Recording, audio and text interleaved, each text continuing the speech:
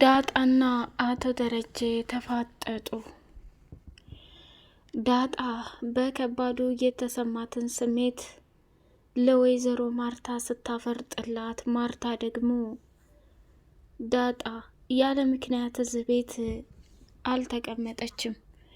እውነታውን እንግዲህ ሰላም ከሆስፒታል ከወጣች ሰተት ብላ ወደ ወይዘሮ ማርታና ደረጀ ቤት ተመልሳ ነበረ።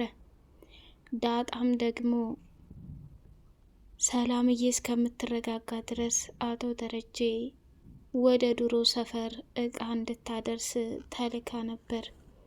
ስትመጣ ሰላምን እዛ ስታያት ልጄ ብላ ስትቀውጠው ሰላምዬ፣ ወይዘሮ ማርታ ደግሞ የሆነ የተደበቃት ትልቅ ምስጢር እንዳለ ከተረዳች በኋላ ምንድን ነው ጆሮዬ ነው ዳጣ አሁን ያልሽው እማዬ ነው ወይስ ምንድን ነው? ማርታም ደነገጠችና ፍጥጥ ብላ ስታያት ሰላምዬም አዎ እትዬ በትዳርሽ ላይ ከባድ ነገር እንዳደረግኩኝ አውቃለሁ፣ ግን ዛሬ እውነታውን የምትሰሚበት የቁርጥ ቀን ነው ብላ ስትላት፣ ደረጀም ከተቀመጠበት ብድግ ቁጭ አለና ዳጣን ጥምጥም ብላ ስታቅፋት አቶ ደረጀ ፊቱ ሲቀያየር ምንድን ነው እንዴ? ለካ እናቴን ካጠገቤ አስቀምጠህ እየቀለድክብኝ ነው እንዴ? ብላ ስታፈጥበት፣ ዳጣ ተረጋጊ፣ እኔና አንቺ ወደ መኝታ ክፍል እንግባና ማውራት አለብን ብሎ ተናገረ። ወይዘሮ ማርታም ነቃ አለችና እየተካሄደ ያለውን ነገር ማወቅ እችላለሁ? ለምንድን ነው ወደ መኝታ ክፍል ገብታችሁ የምታወሩት? የጀመራችሁትን እዚሁ ጨርሱ እንጂ ምንድን ነው በሰው ህይወት ምችት? ብላ ስታፈጥባቸው ዳጣ የተፈጠረውን ነገርና እስካሁን ድረስ ደብቃ የነበረውን ትልቁን ሚስጥር በይፋ አረጋገጠችው። እትዬ እስካሁን ድረስ አንቺ የማታውቂው ትልቅ ዱብዳ አለ። ዛሬ ግን እውነታውን ልነግርሽ ወደድኩኝ ብላ አለቻት። ምንድን ነው?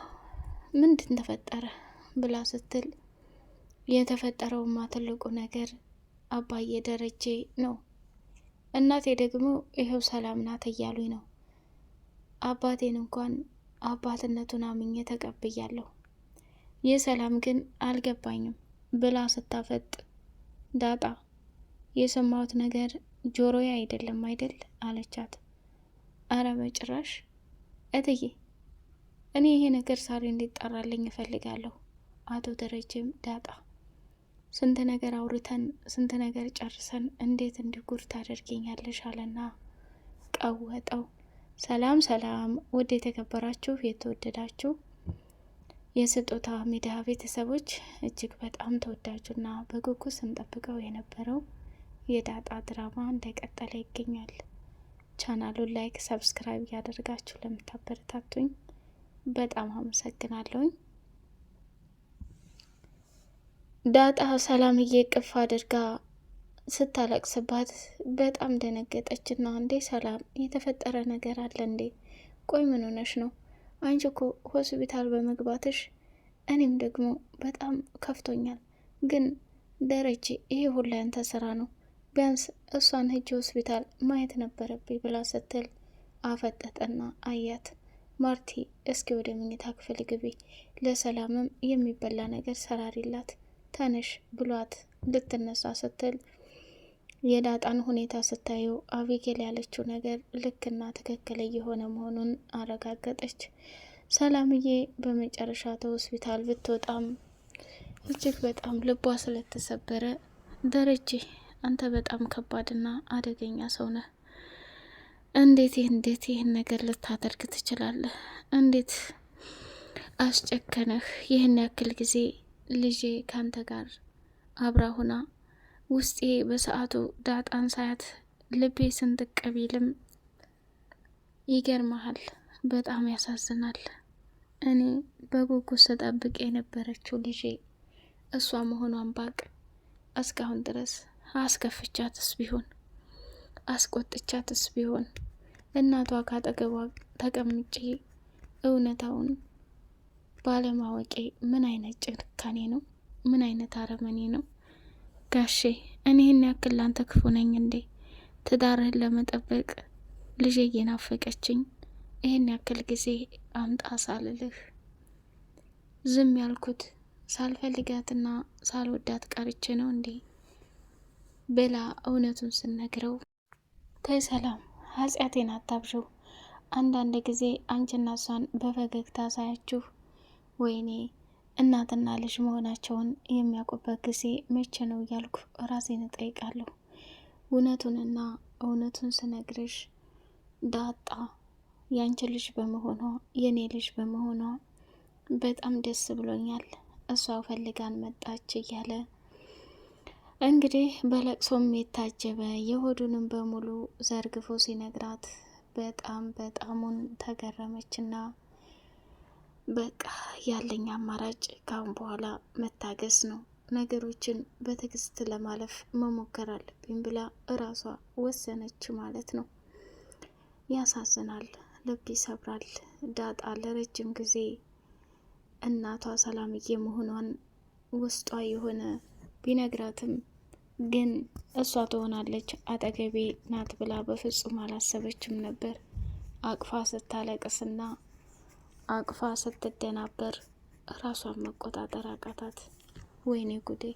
የዘንድሮማ የተለየ ነው። ይህን ሁሉ ፈተናና ስቃይ ሊያመጣብኝ ፈልጎ ነው ለካ። እኔም ኧረ ተይ ዳጣዬ ተይ፣ እንድትረጅኝ እፈልጋለሁኝ ብዬ መጠየቅ ነበረብኝ ብላ ሰላምዬም የከፋትን መከፋት ሁሉ ለአቶ ደረጀ ስነግረው፣ ሰላም ለሁሉም ነገር ይቅርታ፣ ታሁን በኋላ ግን ቃል ግቢልኝ፣ ነገሮችን አመቻችቼና ነገሮችን አስተካክዬ እውነታውን ልትረጅኝ እፈልጋለሁ። እሱ ምንድን ነው? አመንሽም አላመንሽም እኔ በእኔ ስህተት ምክንያት ማርታ ከቤት ወጥታ ወይንም ትዳራችን ተበትኖ ማየትን አልፈልግም ብሎ ለመናት እና እስከ መቼ ድረስ ታገሽ? ዋናው ልጅሽ መሆኗን ማወቅሽ ነው። ለእሷ ደግሞ ቀስ ብለን እናቷ እንደሆንሽ እንነግራታለን ብሎ አላት። አቢጌል እንግዲህ ናታንን በግድ ካላገባሃኝ በግድ እኔ ካልሆንክ እያለች ጦርነቱን ተያይዘዋለች። ናታንም ደግሞ ምን አይነት ቀልድና ጨዋታ ነው? ኤቢ እኔ ከማልፈልገውና ከማላፈቅረው ሰው በፍጹም አብሬ ልቀጥል አልችልም።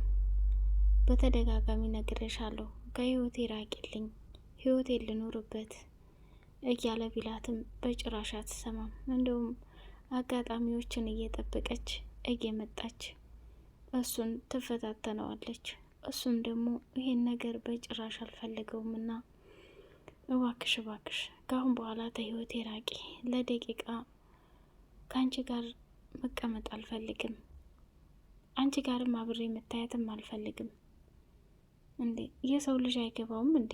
አልወድሽም አላፈቅረሽም ማለት አማርኛ መሆኑ አይገባሽም እንዴ እያለ ሲላት እሷ በጭራሽ ይሄን ነገር ሲላትም ወደ ሌላ እያሰበች ዝም ብላ ከሱ ጋር ተስፋ ትኖራለች። ወይዘሮ ማርታን በመጨረሻ ያደረገችው ነገር ልክ እንዳልሆነ ስትነግራት፣ ስሚ አንቺ የማትረቢ፣ እውነት ናታን አንቺን አላገባም ያለው ልክ ነው፣ ግን አሁን የምትሰሚ ከሆነ ካሁን በኋላ በየትኛውም ጉዞ ላይ ቢሆን አባትሽን አንተ እሱ እያልሽ እንድታይ አልፈልግም። እንደዚህ ያሞላቆ እንደዚህ እንደፈለግሽ እንድትሆኚ እንደዚህ ደስ እንዳለሽ እንድትለብሺ የፈለግሽውን እንድትሆኚ እየሆነ ያለልሽ እኮ አባትሽ በህይወት ስላለ ነው። ምን አይነቲቱ ጉደኛና አረመኔ ሰው ነሽ? ካሁን በኋላ አባትሽን ስታከብሪው እንጂ ከፍ ዝቅ ስታረጊው ማየት አልፈልግም ብላ አደገኛ ውሳኔ ተናገረች ማለት ነው። ኤቢ አሁንም ቢሆን ወደ ውጭ ዳጣን ጥሪያትና ደረጀ የድሮ ሰፈር እንድትሄድ አዟታል። ስለዚህ እዛ ቦታ እንድትሄድ እፈልጋለሁኝ ብሎ ሲላት እሺ አለችና ዳጣ ልትናገር ስትሄድ ዳጣ ደግሞ ከናታን ጋር ተደብቀው ናፍቀሽኛል ምናምን እያለ ከሷ ጋር ሆኖ እየነገራት ነበረ። እሷም ደግሞ ናፈኩ እንዴ ትቀልዳለህ አይደል? በል አሁን ሰተት ብለህ ወደዛ ዞር በል። አቢጌል እኮ እህቴ ናት። አሁን እኔ እህቴ መሆኗን አውቃለሁ። እሷ ግን ሳታውቅ ይህን ያክል ጊዜ በናፍቆት እየተቃጠለች ትገኛለች። ነገ ጧት አሁን ከኔ በፊት አንተን ያወቀች እሷ ናት። አሁን ላይ እኔ ግን ከባድ ችግር ይመጣ ይመስለኛል ናታን፣ በጣም ፈርቻለሁ እያለች አለችው። ምንም አይፈጠርም። እኔ እኮ አቢጌልን አንድ ቀን እወድሻለሁ አፈቅርሻለሁም ብዬ ስሜቱም አላቅም። ስለዚህ በጭራሽ እኔ ልትሆን አትችልም እያለ ልክ ልኳን ሲነግራት ደንግጣው ስለነበር እሺ በቃ አምናለሁ አለችና እንደ አጋጣሚ አቢጌል መጣችና አንቺ ምን አባሽ ታረጊያለሽ እዚህ ከናታን ጋር ሆናችሁ ነው አይደል? አረ በጭራሽ ብዬ አንቺ በቃ ሰይጣን ይመስል ናታን እየመጣ ይጋረጥብሻል አይደል? አዎ ምንድን ነው ምኑ? እኔ እኮ እሱን በህይወቴ እያለሁ አንቺ እንድትወስጂው አልፈቀደልሽም ብላለቻት። እሱማ ልክ ነሽ፣ ናታን እኮ አንቺ ብቻና ብቻ ነው፣ አንቺ ብቻ ክፉና መጥፎ እያሰብሽ ነው ብላ ዳጣ ቀልድና ጨዋታውን ጀምራላት። ከዛ ቦታ ላይ ናታንም ተደብቆ አመለጠ። አቢጌልም የታዘዘችውን ነገር ተናግራ ወደ ቤት ተመልሳ ገባች። በቀጣይ ፓርት እስከምንገናኝ ሰላም አለይኩም ወራህመቱላሂ ወበረካቱ።